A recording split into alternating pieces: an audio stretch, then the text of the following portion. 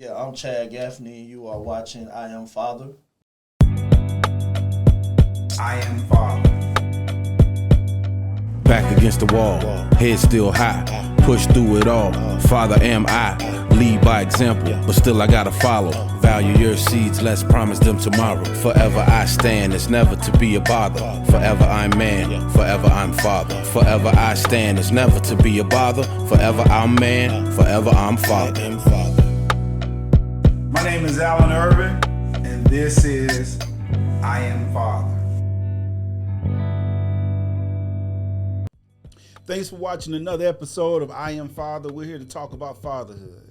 And today's topic is actually going to be discussing a fatherhood paradigm. What type of mindset you got to have to be a father. I mean, a lot of people think you just can put the seed there and bring that child out and just do what you want to do. No, your life has changed. And we're here to talk about it with no other than my brother Chad here, a guy I've been trying to get on the show for a minute. And introduce yourself, my brother. How you doing? I'm good. Okay. My name is Chad Gaffney, and I am father. Good deal. Tell them how many kids you got. You ever been married, or if you're married, how long you been married, the ages of your kids. We want the whole gamut, man. What makes you a father? Man, I've been through it. 6 kids, 5 girls, 1 boy. Just a lot, man. You know, track practices and you know, trying to put them in boxing, taekwondo, Really? whatever the case may be. You know, it didn't come with a manual. Yes, Just, sir. you know, you kind of thrown in the fire and like, hey, you know, you got to raise these little people up to be, you know, good humans. So, only thing I try to make sure is that, you know, whatever they do to the best of their ability, and you know, just try to excel at it. You know, I don't raise quitters. And that's basically it. You know, I'm a business owner. I've been a business owner for, you know, 12 plus years. And Yeah, ever since I've known you, you've been having your own business. I didn't know little CJ was your only son, though. yeah, that's my only son. Oh, okay. Every day I'm hustling, man. Gotta pay for all this stuff. Yeah. Yeah, man. So is he the? And I just know pretty much CJ mostly because you know him and my son, they like the same age group. So, is he the youngest? No, he has 2 siblings younger than him. Okay. Two sisters. Okay. Wow, man. I didn't know you had so many daughters. Daughters are a little different. So tell me what kind of mindset you gotta have, you know, to be a father. Now, was your father in your life? No. Okay. For probably the first 4 years, maybe. Uh-huh. I seen him a little bit. Then, you know, when I got older, it was less active. And then when I turned into a grown man, he kind of came back. We got real close before he passed away. But, Oh man, sorry to hear that. How long he's been? What has it been since he passed away? And in 2003. Okay. Did you get a chance to get some nuggets from him, from the mindset of of being a father before? Yeah. Now, was he? Are you from here? No, I'm from South Georgia. Okay, you George from? County. Okay. Now, is he from here? Is he from South? Was he My from dad South Georgia? was from Dublin, Georgia. Okay, but all Georgia. All South Georgia, yeah. Oh, okay. So, what are some of the nuggets that you say you had an opportunity to really get from him before he passed away? My dad was he was, you know, he asked me for $20 when he was dying. Oh, really? It was a joke though. Okay. I was like, hey man, you okay? He was like, I'm good. I borrowed $20. I'm like, man, what you gonna do with $20? But yeah, man, he was, you know, he he taught me a lot of, because he had a lot of kids. Okay. My dad had a lot of kids. I got a lot of siblings. Mm-hmm. And just, I think he spread himself thin with all of us. Mm-hmm. But, you know, just putting more attention into one than he could the other ones. Because you can't, like, when you have kids, you can't put all your attention into one kid if you got, you know, more than one. Because the other one is going to lack that attention. Yeah. And, you know, they're going to start feeling, you know, some type of way about that. Yeah. One thing I've learned, man, is you can't really raise your kids the same way because each one of them are different. Exactly. So you got to really be careful. And as a father, you got to really manage that whole process, that whole paradigm. But now, just to get some more background, was his dad in his life? No. Okay.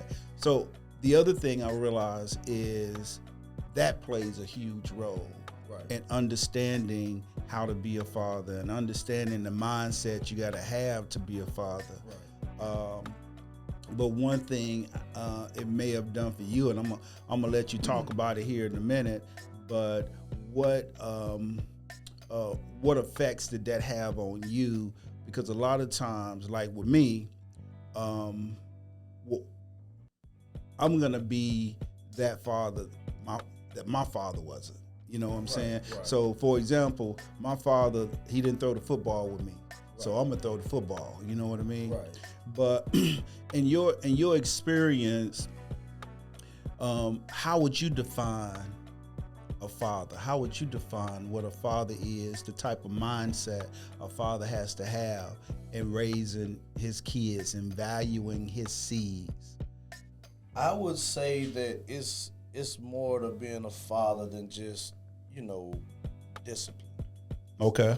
You have to, you know, to piggyback off you were saying, you have to kind of learn the child that you're raising. Mm-hmm. Because someday they're gonna have to raise kids, and they're gonna need to know, like, hey, my dad put this into me because, you know, he saw where my life was going. Mm-hmm. Once, while they're younger, you know, you try to put the obedience in them, and I think that's what you should do as a father. The obedience. Put the obedience in them. Mm-hmm. And I'm not talking about, you know, switches and belts and beating them and stuff like that. Mm-hmm. It's ways that you can get your kids to listen to you without being physical with them. Which is true. And then once they get that obedience, you know, they learn stuff through trial and error. Mm-hmm. But you gotta be there to pick them up when they fall, or to encourage them when they don't when stuff don't pan out like they wanted to. Yeah, I always say, man, that fatherhood, whether you want it to or not, however you look at it, it changes your life forever. Oh yeah. Right? So in knowing that, what are some of the things that it would change in your life as a father that new fathers out there have to really set their mind and be like, listen, these type of things are going to change because at this point, I'm a father. Now, a lot of fathers take different routes. You know what I'm saying? A lot of fathers will be like, you know, I'm done. I can't even have a good relationship with the mom, or they looking at the fact that they're not with the mom. The mom is perhaps with somebody else, or even vice versa. You know, the mom looking at I'm not with him, and I don't want him to see the seed or anything like that. So, what type of mindset would you say any new father need to have once they become a father? How do they life change? Once you make that baby, it's not about you. Right, but that's not easy though. I mean, it's got to be. You have to discipline yourself to make it not about you. Right. I got stuff I want to do all the time. All the time, dog. You know all the time, yeah. I got stuff that I can't do because of obligations that I have with my kids. So, even mothers got to understand it's not about you. You know, Right. You have to.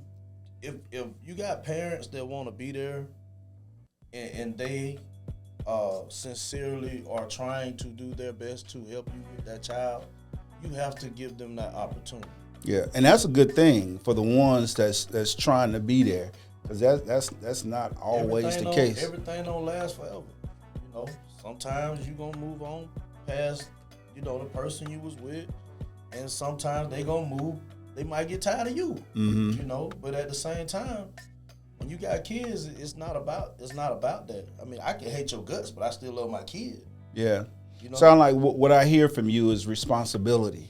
Yeah. You know, when you become a father, one of the things that by default, the qualities of a father is just being more responsible, because in order to be truly selfless, you got to be responsible. You got to realize you can't go out every night, or you know what I mean? Responsibility would be a quality that really defines a father. What are some of the other qualities you would say that defines what a father is? I mean, you still gotta be able to have. You gotta be able to financially support your kids. So you got to be. You gotta be financially there. You gotta be responsible in knowing. So would you call that a provider? You have to be a provider. You don't have no choice. Right. You know, I definitely wouldn't want no other man taking care of my kids, doing something for them that I couldn't do. Mm-hmm. And I definitely wouldn't want my kids leaning on somebody else to do something. That's another man that I couldn't do. Right. Why is that hard? As some fathers, they don't do that though. I mean, some fathers they don't take that extra effort and that extra step to make sure that they are providing for their kids. They are present in their kids' life. Why you think some fathers have that mindset where it's so easy for them just to, not be there in that way for their seed? Man, to be honest, we all built different. We are, yeah. Some people just don't have that mental capacity. They haven't matured yet. And sometimes, it's a process. And it's not just on the dad. Right. We as fathers, we have brothers and mothers and fathers that help us raise our kids. Yep, the village. It's not just us. Yep.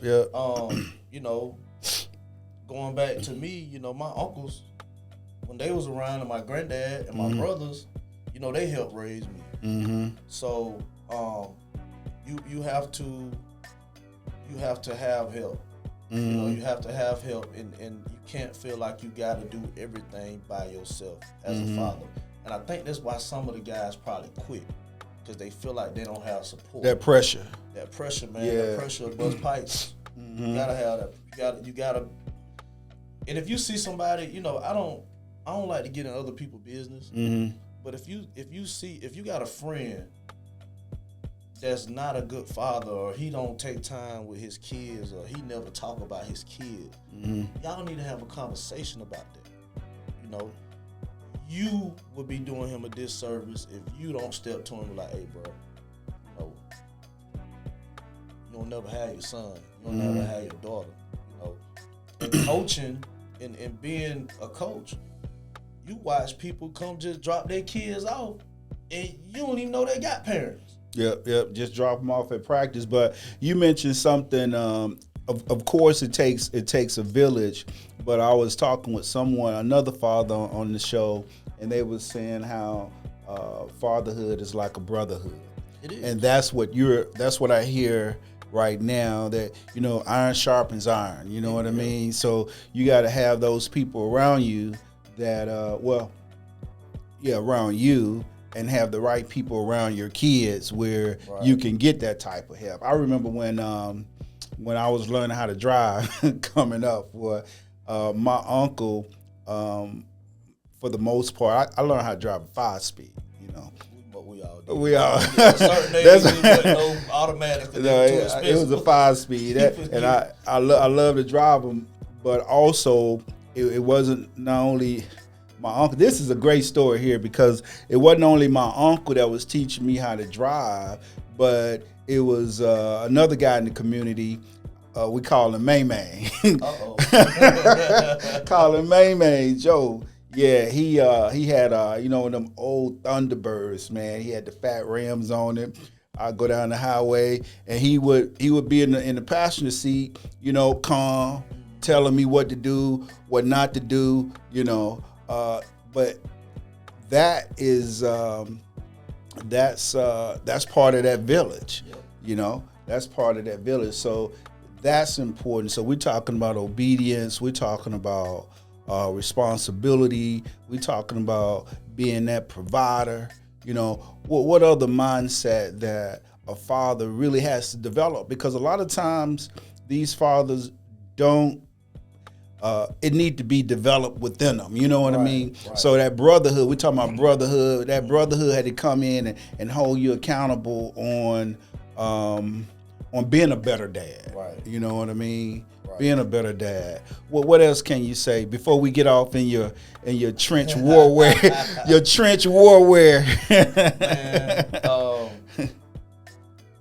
I think too, my biggest thing and with my daughters is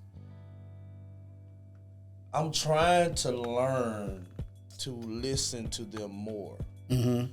Because I'm so quick to shut them down when it's wrong, and I don't want my kids to learn by doing stupid stuff like I did. Mm-hmm. But as a parent, you have to let them learn. Mm-hmm. My daughters, man, they catch hell with me sometimes, man.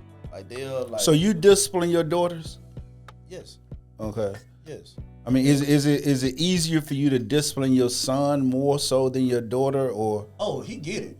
Oh yeah, he get it. Oh, he gonna get it. Okay. Because I don't have daughters, man. I thought if I ever had a daughter, you have to be different with daughters because they like my biggest. I took one of my daughters. I ain't gonna say her name. I took her. She know. I went way to Dublin with her. And for her to do her driving test. Oh, why you do that? Why you go to Dublin? Because you from Dublin. Well, yeah, and it's not a lot of traffic down there, man. It's the country. Okay. Okay. And she took her driving test, man, and she failed it. Okay. And that hurt me so bad because I don't ever want my kids to feel like I can't help them out of a situation. Mm-hmm. And I don't want to feel like I can't help them. You can't help them out of a situation, yeah. Like even with just a minor thing like a driving test, and when she cried, like that broke my heart because it's nothing I could really do to like come in and like save it. Like, hey man, here go a couple dollars, go ahead and give her permit or whatever. Right, I couldn't do that, or like let her take it again real quick, so she can feel better. Mm-hmm. But watching your daughter cry, like CJ cry all day. Mm-hmm. Man up. Right. Mike, you punched in the chest. Hey, right. Man up, man. Stop crying. Right. But the girls, it's different, man. You do not want to see your daughters cry. Mm-hmm. So what I hear as far as that type of quality, I don't know, that may be also part of being a provider because, I mean, you always want to feel like you can fix this. You know what I mean? As a father, you can fix this. You have the solution. You have the answer to be able to, yeah. And when you don't, it feels like you have failed in some kind of way. So I definitely understand that. But the way I relate that type of quality is a father has to feel like, he can pretty much manage that process one way or the other because God has already given you the ability to be able to rule over a particular situation, but sometimes you got to be a little more patient and allow some things to work out. Right. You know what I'm saying? Because that process, some people got to go through that process. You know what I'm saying? To even learn. Right. And a lot of times, you would not learn it if you didn't go through that process, and that includes divorce. You know, I had a woman tell me when I first got divorced a while back, she was like, if I hadn't got divorced, I would have never learned what I learned. and I thought that was just so powerful. And I'm like, well, why you got to go through divorce to learn that? But I relate that to a process. You know, sometimes you got to go through that, walk on that hot fire. Oh. Hey, why you gotta go to jail if you sell crack? Right. You know, it's the same thing. You gotta sometimes sometimes you gotta get them. I call them lumps. Mm-hmm. Sometimes you gotta get them lumps on your head to know how to dodge them punches when you get back in the ring. Mm-hmm. It's no growing up easy and not learning lessons. And this is just me talking. Mm-hmm. Growing up easy and not learning lessons makes you a foolish adult. Because now, as an adult, you do stuff you don't know better than doing. Mm-hmm. If you learned when you were younger, and you won't do it as an adult because you know better. Right. You've learned it. So you're not a fool. Mm-hmm. You know, God fool may be the word. Trials and tribulations. You gotta go through. Right. Because that's the rule. You got to go through. You got to go through the fire. Got to go through that test. Yeah. Got to get burnt, man. Got to get burnt. That's like dealing with scammers, man. Yeah. You got to get that experience, man. So we're talking about, you know, the mindset you got to have and being a father. And for one, you know, it takes two to tango. You know what I'm saying? What kind of mindset a father have to really co-parent with the mother? And this is, let's say, well, both of them. If the father is in the house or the father's out the house, well, what's a single mindset they got to have regardless to co-parent? Just do what's best for the kids. Yeah. That's it. Just do what's best for the kids. What's best for the kids. Yeah. So that's going back to just being selfless. You know what I mean? It ain't about you. You got to value that seed. If it's anything outside of valuing your seed, then it's just a selfish act. Dead wrong. Dead wrong. That's like, you know, if my dad would have really been there, like trying to come see me or whatever, then my mom, I know she would have let him, you know, and by him, you know, making the decision to go see other kids, that therefore affected me because I'm like, hey, I'm your son. What about me? Right. You know what I'm saying? You know, what about, I want to see you at my football games or my basketball games and my track meets and all the other stuff. My mama didn't come either. That's why I gave her sports. Because I was like, you know, when you go home and, you know, it's just do your homework, take a shower and go to bed. My mama just wanted me to be smart. That's it. That's why I had a 3.8 GPA. That's why I had scholarship offers for all these schools. Because it was because she just wanted me to be smart. The difference is now, kids, they're smart, but they don't know how to really look for stuff. Back then, it was in the encyclopedia.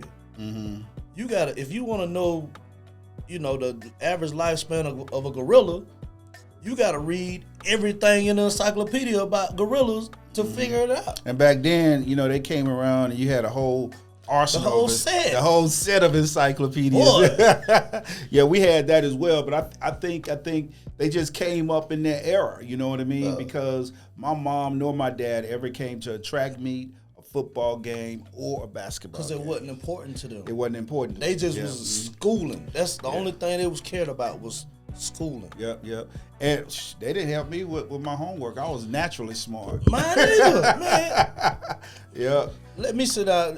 My mama was really good about rationalizing things and kind of making you see what you need to do. That's pretty good. Like, if I say, Mama,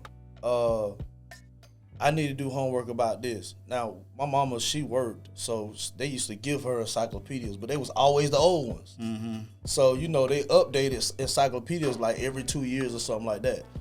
It's in the 80s, and I'm looking in the 1978 Britannicas for answers to stuff, and I couldn't find it. Yeah.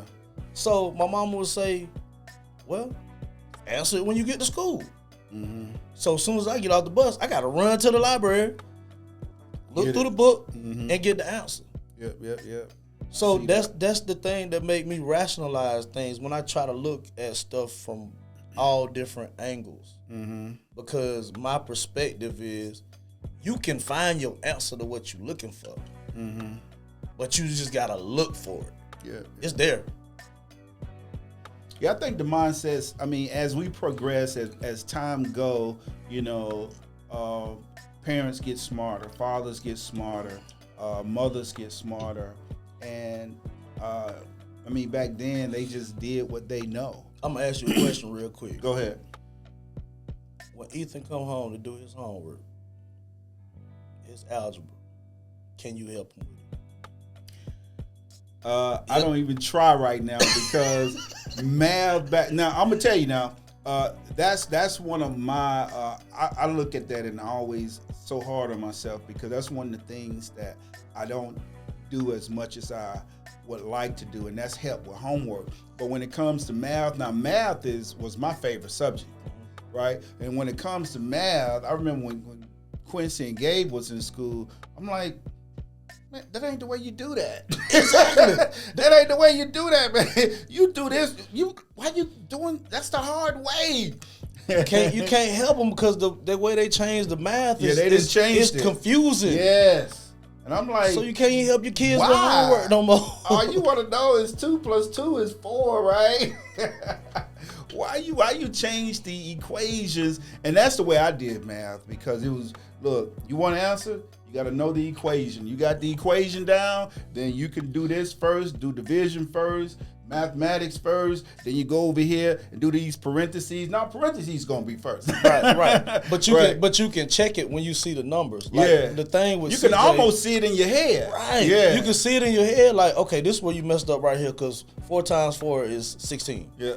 You know, you got 12. Right. You done messed up your whole answer. Right. So that's the only way I can help them with math. Because the way they taught math, the way they taught in school back then, it's so much more hands-on back then. Because now, kids don't even have a book bag with books in it. You know what, man? I'm like, okay, so we doing biology. Where your biology book? And it was like, we ain't got no biology. What you mean you don't have no biology book, man? That's what I'm saying, man. It's crazy. So all that, I don't know. I guess all of that really just discouraged me from helping with homework. But I mean, I ain't but 24 hours in a day, man. So one thing that I did, I guess my getaway and my way of helping them was, okay, did you study for, are you doing the classwork? Because if you're not doing the classwork, you're not paying attention in class, then you're going to fail on the quiz, right? If you're failing on the quiz, you're going to fail on the test, right? So why would I sit up here on a Thursday night, help you with a test on a Friday, and I mean, you doomed to fail. You ain't even doing your classwork. We just sitting there confusing each other. My time. What's the answer? I don't know. I mean, we got to start at the classwork, man. Yeah, man. Yeah, but it's that was just. I mean, I think I just could have done a better job with helping with homework, and that's why I'm happy that their mom moved back up here from Jacksonville. That's one thing she was good at, and when she moved back up to help Ethan with his homework, his grades went up, man. I was like, wow, well, I'm glad you came back up here. I got a daughter that's a genius. Yeah. I just tell her to help everybody with their homework. That's good stuff. And I'm going to go and break you off once they get good grades. Hey, whatever works. Yeah. That's just what it is. She's a math genius. She want to go do economics in college. Yeah. That's all numbers. Yep. That's the hard. Listen, I tell my kids all the time, if it's got anything to do with reading, you should never fail it. But numbers is gonna be hard. But reading, go back, read what you gotta read. But if you don't get that first process right with math, you doomed. Listen, drop a comment below if you think math is harder or reading, because he say reading, I'm like, man, math is easy. What do you think?